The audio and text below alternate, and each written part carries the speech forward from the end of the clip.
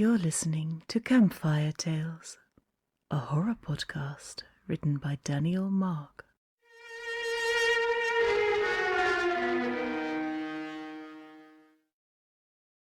Stillman.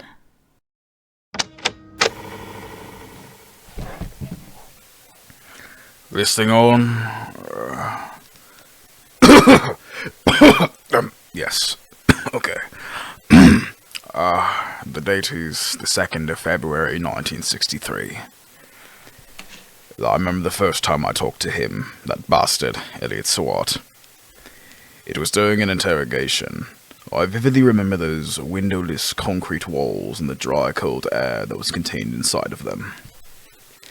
But most importantly, I remember that man. He was sitting on his chair, perfectly still in an upright posture, staring right at where I would soon be sitting, with a slight smirk on his face. Asian guy, middle-aged, looked as harmless as they come. I walked cautiously and sat down in front of him. He didn't even acknowledge me. It was unnerving, though, how he managed to almost look like he was making eye contact with me. A slight tilt of the head proved, however, that he was still blankly staring. I just happened to line up perfectly with his line of sight. "Hello, Mr. Swart," I slurred out. "Why, hello there, officer. What can I do for you?" He spoke in perfect English. A slight accent, sure, but fine apart from that.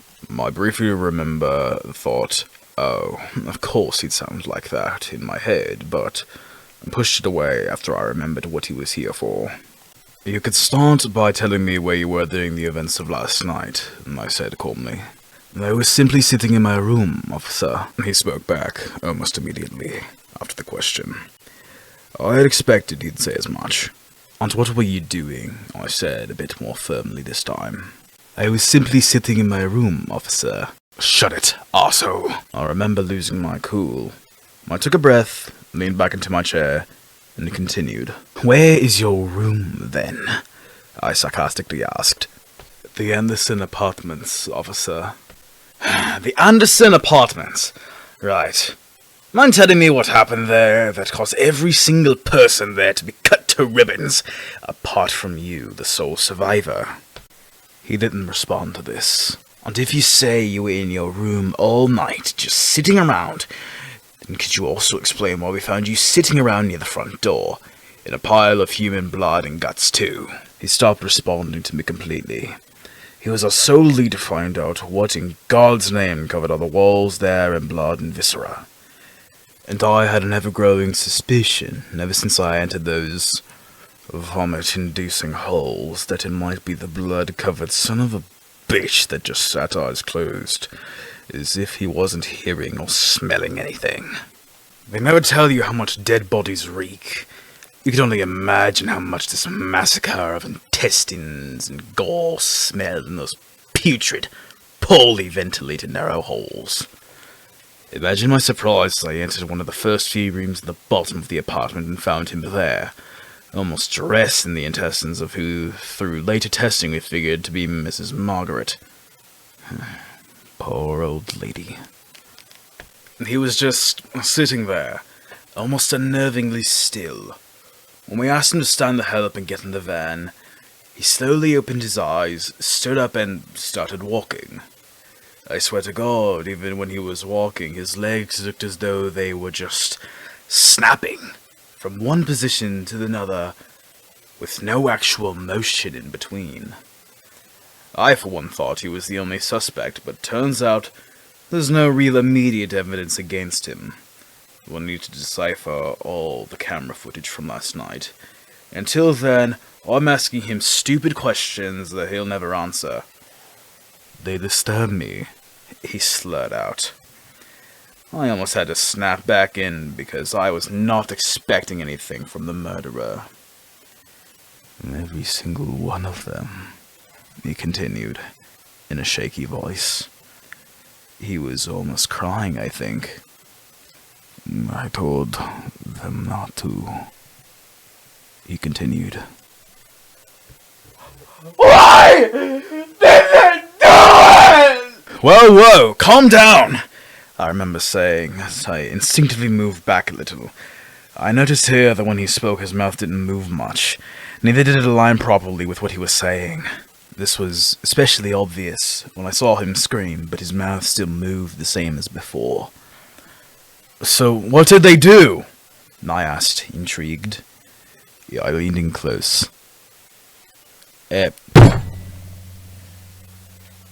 The door slammed open. Detective, we're done with the cameras. Come take a look. I remember quickly weighing the options in my head and decided. I nodded toward Elliot and walked with the officer back to the room. Anything he was going to say would not be as clear as seeing it unfold on screen. On the somewhat blurry camera footage of his room, I could see him doing, guess what? Sitting the hell around in his room. The officer next to me pressed and held down the fast forward button, and I watched as the time on the top right of the screen ticked past 6, then 7, followed by 8, and then 9. Throughout literal hours, this man was sitting so vividly still that I could even see the dust on his floor move around more than he did. Eventually, however, something actually happened. At maybe about 11, we saw one of his windows break and some guy dressed in black and with a mask broke into his house. Okay, I know I can be stubborn in my assumptions, but for just a brief moment I had thought that it might not have been Mr. Suwat. It gave me a short sense of relief. Maybe it was this one thief that managed to kill everybody. Sadly, however, I was quickly proved wrong. The intruder looked at Mr. Suwat and seemed to startle a bit. He removed a golf club that he snuck somewhere underneath his hoodie and brandished it before screaming at Mr. Suwat. We couldn't hear exactly because the audio wasn't clear, but it is my educated guess that it might have been some variation of a threat. But Suwat sat there completely unresponsive. This almost seemed to unnerve the intruder as I saw him step back shakily. He wound up his club and brought it down on Mr. Suwat. The camera feed cut off immediately before we would have seen the impact. One of the officers next to me uttered a confused syllable and walked forward to fix the footage again, but I placed my hand in front of him, telling him to wait. Although the camera feed inside of Elliot's room had shut down, we could still see through one of the hallway cameras. Elliot's door slams open as we see the mangled and bloody body of the intruder crawl up clutching a broken golf club in his hand. One of his hands was twisted the wrong way, but as he turned around slightly to look back into Elliot's room, he used his bloody and scarred yet working hand to throw the club back into the room. I could see for a few brief seconds the intruder's head being pulled back so far that his neck tears apart. The camera feed cut out once again before we had the misfortune of seeing all the gore unfold. After not too long, the camera started working again, and got to see Mr. Suwat sitting on the pile of guts that used to be the intruder. And I leaned back slightly. I had made a guess by now as to what might have occurred. Some lady walking through the hallway. I suppose she was on her way to shop, but instead she was witness to whatever remained of the intruder. The usual bouts of screaming and running followed as she went back into her own room. Not too long after, what I'd assumed to be her husband came out with a pistol. She was right behind him. With shaking hands, he pointed it toward Mrs. Suwat, and then he pulled the trigger. Static, once again. The camera feed cut out, but before we could see what exactly occurred. But when it cut back in, Suwat's body was covered in even more blood. I could faintly see the clothes of the woman and the husband on the floor beneath him, through all the blood and viscera. Someone ran up to see what the gunshot was for, and was witness to this sight again, before once again attempting to disturb or kill them out of fear. All of them. And they all died for it. His seated body made its way down to the bottom floors through static and more camera cuts, painting walls red as he did. He got down to the bottom this way, once again ripping apart some teen that tried to touch him and was now sitting still in front of a door. Mrs. Margaret, seeing our old woman, opened it up with a plate of cookies. Seems she was expecting a guest.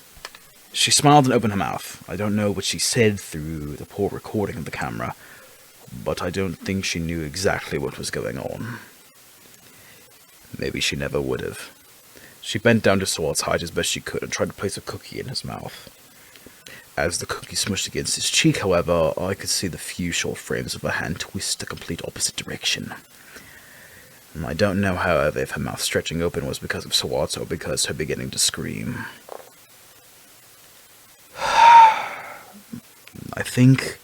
I paused. I tried my best to find the words I wanted to convey. That must be enough, I suppose, I spoke, unsatisfied with how unsure it sounded. The other officers just stared at me with obvious confusion. The proof, I mean. It should be enough proof that Mr. Seward is the killer, I finished. It's funny, really, but my mind was so focused on getting this man to some place contained that I never thought of how the other officers would react to such a blunt response. Most of them agreed with a slight confusion in their voice. I think they were confused as to if I saw the same thing as them and how I was reacting so calmly. I think I even heard a snicker from one of the officers. Maybe he found it somewhat funny that I could remain calm after seeing that. And I suppose, strangely, I agree with that notion. As I made my way back to the interrogation room, what I was subconsciously fearing came true. Mr. Seward was sitting with legs folded on the part of the floor that was to be the center of a room. Unlike previously, however, his head was bent over and almost limply hanging off his neck. Some of the officers behind me reached for their guns, though I could tell because I heard the metal click against fingernails. But before I could stop them, I realized they were not stupid enough to go blasting away. I knew these guys. It's been years since I've been transferred. They were just ready for Seward to move. And move he did not. At least, not for a few months. In fact, after a few weeks, we proceeded with other interrogations. Petty criminals and murderers alike were confused by the guy in the center of the room seemingly asleep. We never told them anything except, do not try to disturb him. One of the more annoying criminals tried to kick the dude out of spite. The idiot didn't know what he was messing with. We tackled him to the ground and a gun barrel shoved deep in his neck. I think one of the officers even said, "The only reason I don't shoot you right now," but couldn't hear the rest because he said it while whispering into the man's ears. No doubt some deadly threat. I honestly wonder how many criminals thought we were crazy or being unnecessarily abusive towards them in matters of sort. Not that I particularly care, though. They got themselves here for a reason. My folks know that and will treat them with the respect they deserve. I suppose we got used to that body there in the police room. We all thought of moving it or asking another group of officers to do it. But those blood-ridden walls of the Anderson building would flash in our minds immediately after the thought. So we persisted and eventually it turned somewhat mundane. There were some different days on occasion. Sometimes I saw his legs had these massive lacerations, almost like claw marks. On some days, the overwhelming smell of piss in the room. Other days, I'd see him drooling all over his shirt. Sometimes, he reeked of a corpse. We'd assume he was dead on those days, but who was going to actually check? Who wanted to turn into the next Mrs. Margaret? Not me.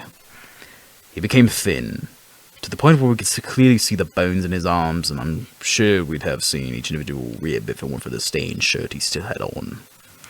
He reeked of piss, saliva, and blood. And it was just starting to get unbearable. One day I walked into the room and that familiar figure was missing. I must admit it took me an embarrassingly long time to realize it.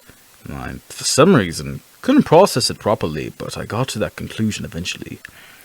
You couldn't see the stains left behind. Where he went, I couldn't tell. A trail of blood clearly led out the window, but as soon as it got to the other side, all traces just vanished.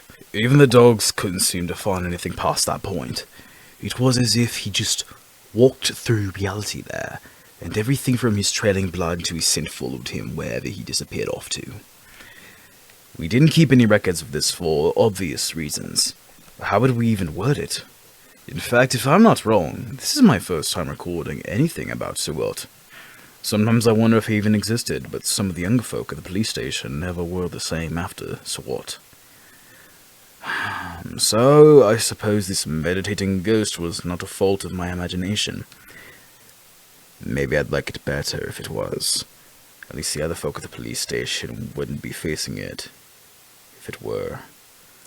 Oh, old Alfred reaching his 50s. He's watched too many horror movies, they'd say. If only it were true. So, that's what happened. This is Alfred Wilhelm signing off. Hey, at least me and the crew got a vacation off of it. Looks like someone up there is looking at us bumbling around after all. Most of them went to remain at home, but I'm thinking of taking my darling Bella to the country. We've been saving up too much money for it. I've heard China looks brilliant this time of year. I'm sure she'd love it.